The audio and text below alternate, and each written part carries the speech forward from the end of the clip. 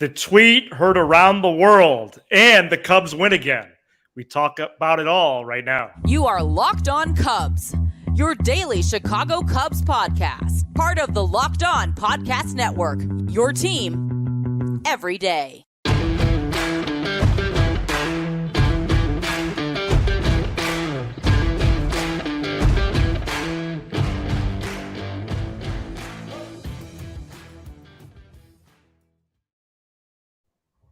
You are Locked On Cubs, part of the Locked On Podcast Network, your team every day.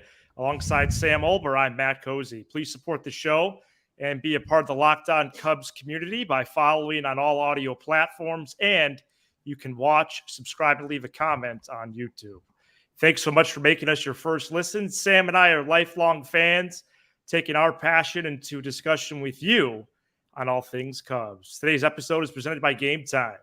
Download the Game Time app, create an account, and use code LOCKEDONMLB for $20 off your first purchase. Last-minute tickets, lowest price guaranteed with Game Time. Cubs shut out the Pirates 4-0 on Tuesday in a complete performance. Marcus Stroman was magnificent again. Tucker Barnhart homered. Mike Tauchman homered, as the Northsiders are now 9-2 since June 9th and have a chance at another sweep over the Pirates on Wednesday. But first, it's the tweet that was heard around the world, as Sam sent a tweet about 2 hours before first pitch Tuesday night.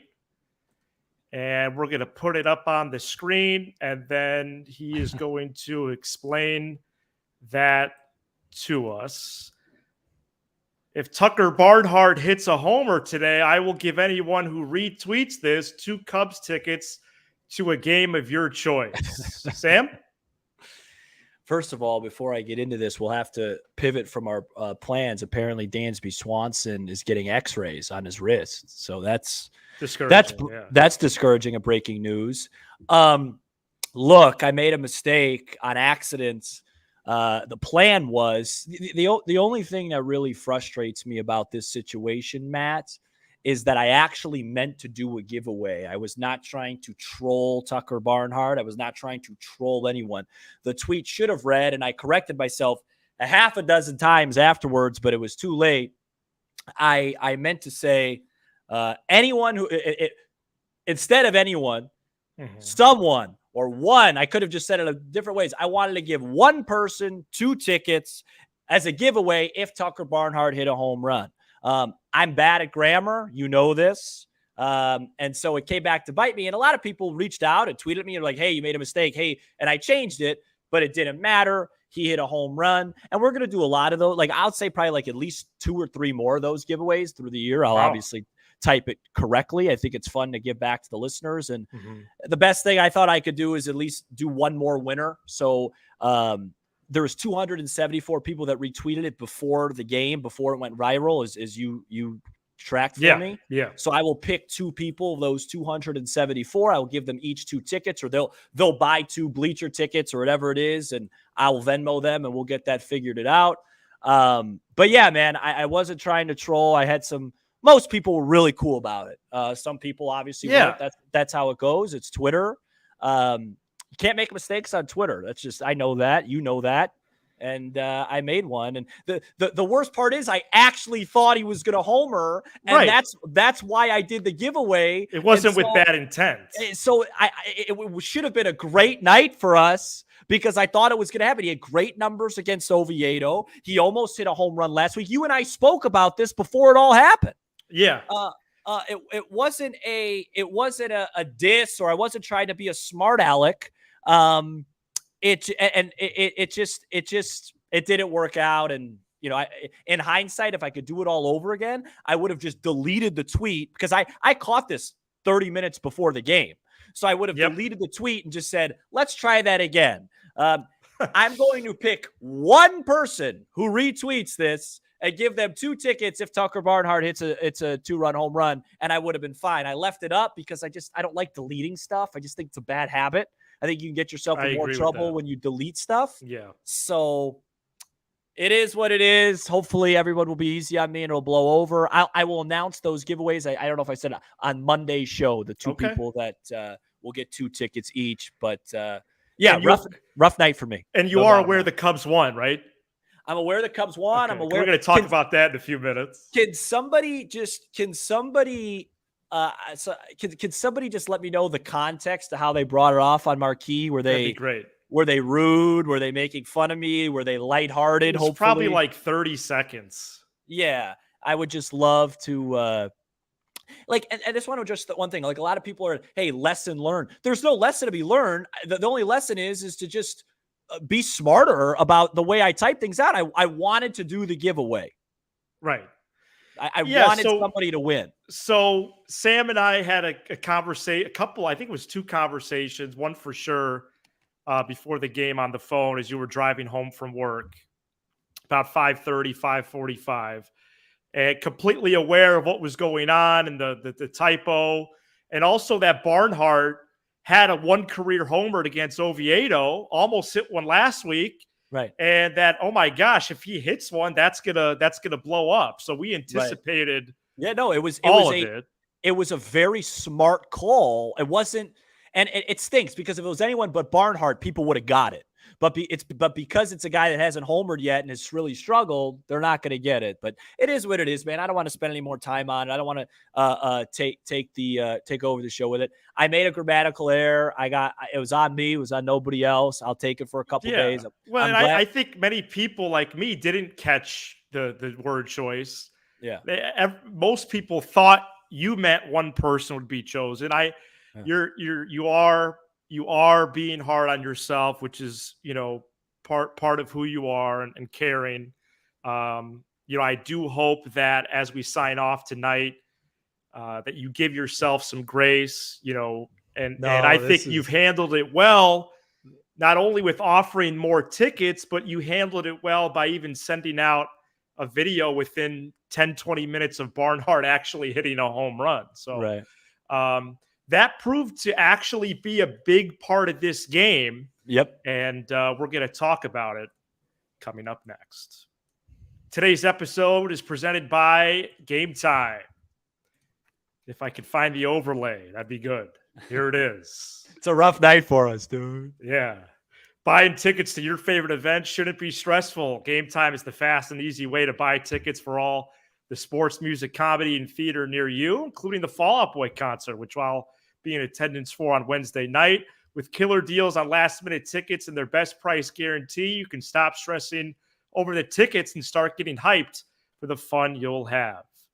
Forget planning months in advance. A couple taps and you're all set the day of. Download the Game Time app, create an account, and use code LOCKEDONMLB for $20 off your first purchase. Terms do apply. Again, create an account and redeem code LOCKEDONMLB for $20 off. Download Game Time today. Last-minute tickets, lowest price guaranteed with Game Time. The Cubs play the Pirates at 11:35 a.m. Central Wednesday, and you can listen to every pitch with the Cubs hometown broadcast on SiriusXM. On the SXM app, search Cubs or tune into channel 844 and catch the Cubs all season long on SiriusXM.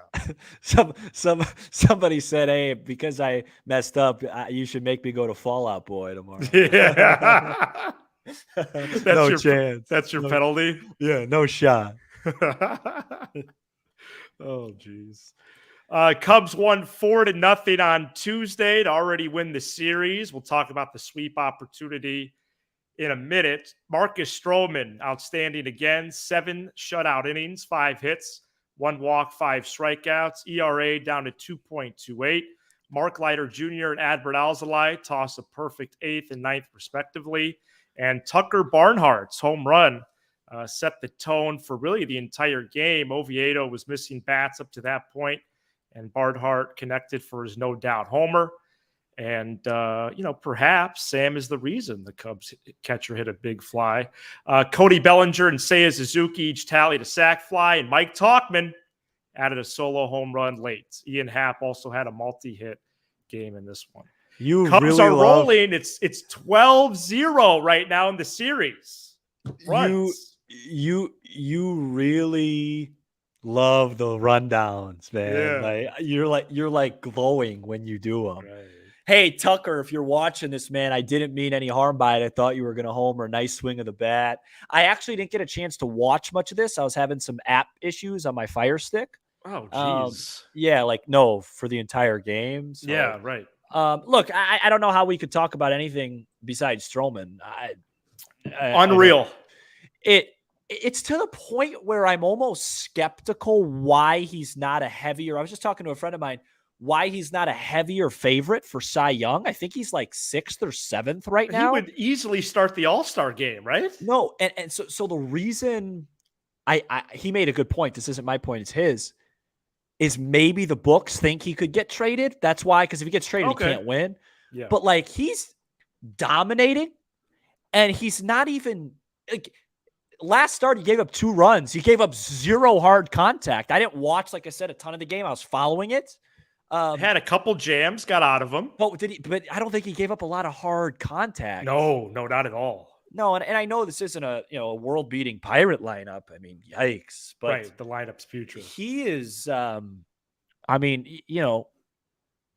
tip to him, and not only has he been the best pitcher on this team, and I know this is like a gray area thing to say, but I feel comfortable saying it. I think he's been the best player on the team. Sure. You know what I mean? I know it's kind of like what are you saying? But I think it's true. He's had however many starts he's had 1 that hasn't been good. Right. The whole year.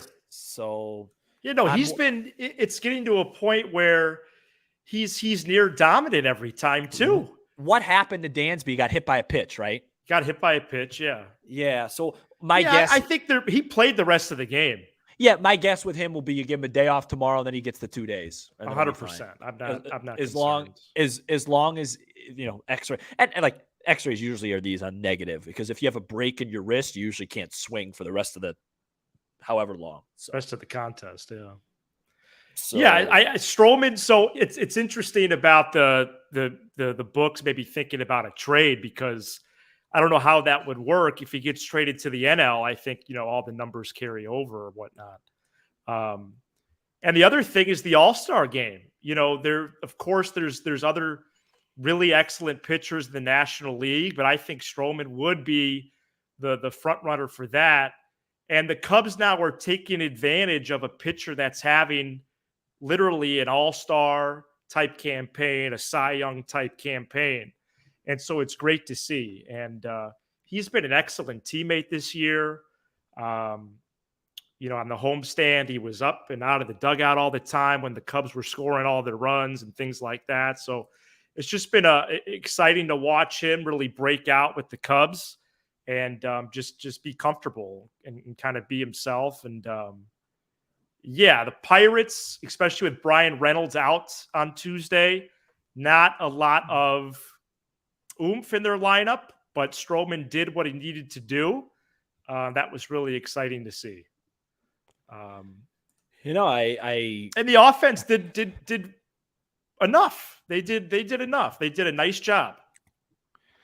Yeah, I think, they've been on such a hot streak lately, but the 3 games they've scored 3, 3, and 4. That's still enough to win. So, especially with how the starting rotation is. How we're swing wise today, anything really stick out that I know Madrigal hit a ball for him 600 feet, almost a home run. It was a double off the wall. Hap had a single oppo and then a triple down the right field line. Also hit a scorching line out to center. That's beautiful. So better at bats for him as well. Clearly his approach that he's changed. A season or 2 ago has prevented him from the slug, but he was hitting the ball hard 3 times today. And so that was good to see. And Mike Tauchman, which I'll look this up for Thursday's episode, because with stats nowadays, you don't have even a stat like I'm about to say. You don't have to say it seems like. You can actually look it up. But Mike Tauchman, it seems like he has 5+ pitches every at bat. No, his average pitch per plate appearance. It's got to be good. And I listened to the first couple innings. And he of went the game. to Friend, by the way. I listened to the first couple innings on the radio without Pat. That was tough. No. All right. Right. That was tough. Be careful with that. Yeah, no. I just missed Pat Hughes, man. I know, and I enjoyed him on the TV cast. Yeah, wasn't able to. I got to figure that out. I got to figure out what I maybe because somebody else tweeted at me and they were like, "Hey, it must be like a fire. Maybe it was a Fire Stick thing because he wasn't getting it either." Yeah, was it like a Fire Stick like outage or something? I don't know. It was just hard. So I don't know. All right, well, we're gonna preview Wednesday still, Sam. As it's an 11:35 a.m. Start, and we're gonna break that all down and perhaps take some comments and questions from listeners next. Welcome back to Locked On Cubs. In your ears, Apple, Spotify, wherever you get your podcast. And shout out to all the everydayers. Right now we're live exclusively on YouTube. Make sure to turn on your notifications to know when we go live. We may continue this pattern of after W's going live. And everydayers who are with us all 5 episodes throughout the week. We appreciate you, and you, especially if you're here for the first time, can become an everydayer by checking us out each and every weekday. Cubs have a chance to sweep the Pirates again. Kyle Hendricks versus Rich Hill at 11:35 a.m. Wednesday. The Cubs playing well right now. Another sweep is in reach. Hendricks has been outstanding. There was question marks about him just coming back at all. How is he going to be? And he's been excellent. He's beyond healthy. 2 starts in a row that have been very impressive. He's calling his own pitches now. I saw it firsthand on Friday. Catches the ball, goes right to his waist. Catches the ball, goes to his waist. Hopefully we see him with Miguel Amaya as the battery again on Wednesday. So excited for him. And Rich Hill, Sam, lots of strikeouts this season.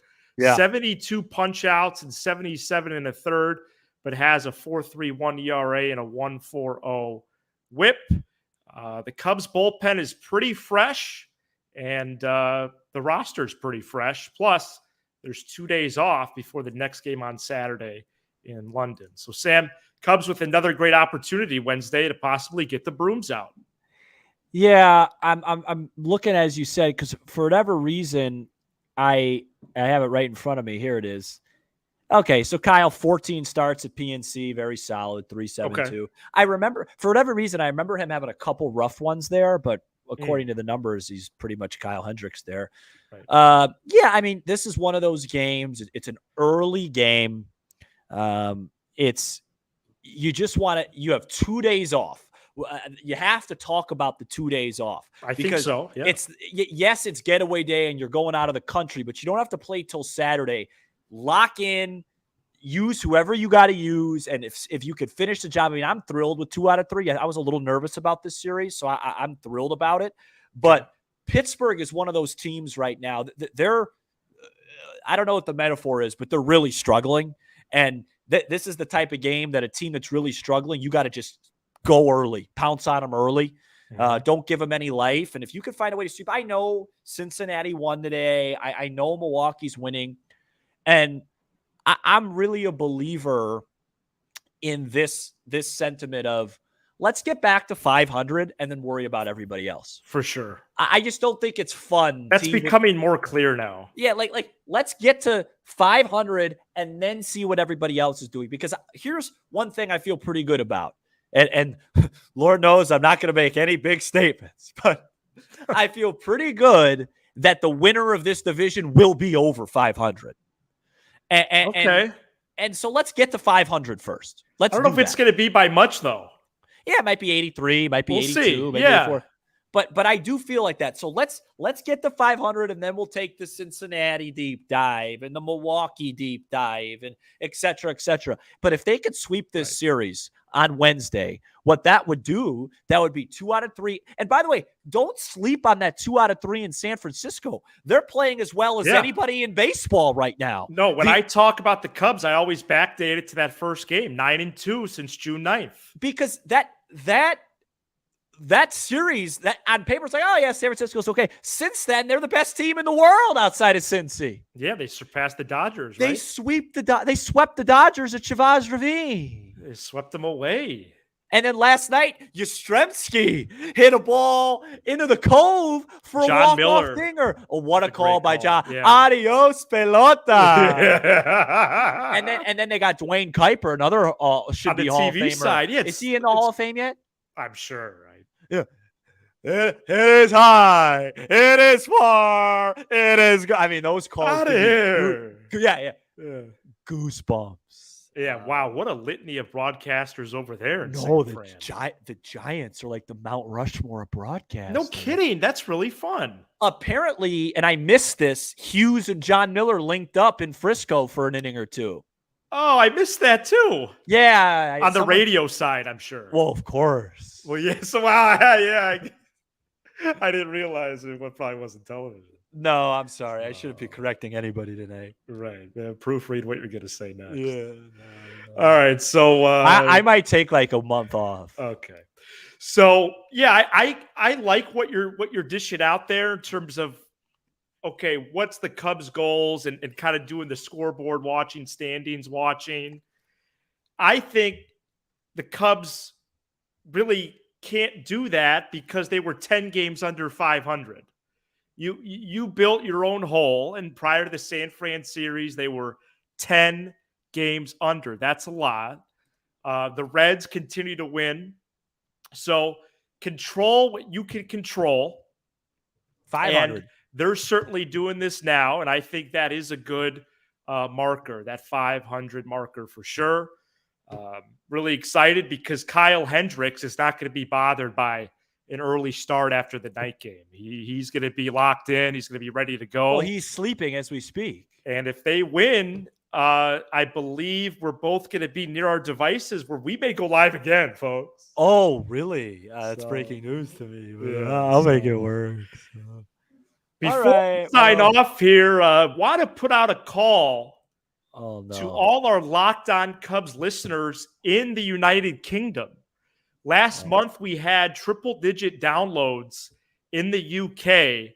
I would love to have a listener or two on for Friday's episode, or for Monday's episode.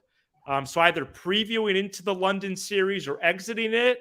Would love to have an everydayer from the UK be on this program. Would love if you could reach out to us. And so just wanted to put that call out before we go. All right, Sam, hopefully you're feeling better. The Cubs. I'm not sick. Have won 9. Well, you were sneezing earlier on the phone. Yeah. Allergies. As the Cubs have won 9 out of their last 11 games. I'm trying to crack a joke to cheer you up, dude. Yeah, well, I'm sad, man. I made a big mistake. Keep going. All right. No, it's going to be fine. Yeah, just close the show. All right. Sounds good. You know what I mean? Cubs won. All right. Going for the sweep Wednesday against the Bucks. Be sure to hit that subscribe button for Locked On Cubs on YouTube. And smash the like button for the algorithm. Apple, Spotify, wherever you get your podcasts on the audio side. And, of course, streaming on SiriusXM. He's Sam Olber. I'm Matt Cozy. This is Locked On Cubs.